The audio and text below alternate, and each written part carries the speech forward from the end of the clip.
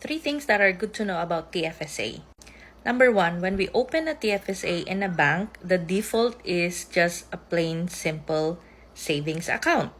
If you saw a couple of videos, lalo dito sa TikTok, people always discuss about the TFSA being one of the most powerful registered account here in Canada.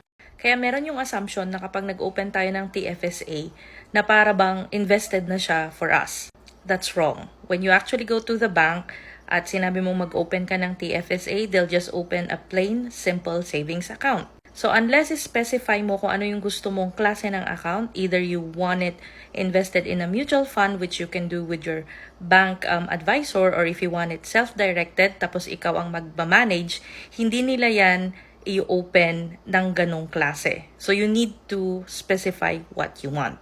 Number two, contribution room. For immigrants like me, mag-start yung eligibility natin when we are in Canada.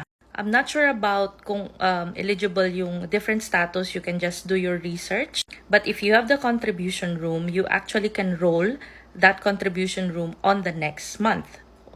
Next year. So say for example, eligible ka last year, which is 2022.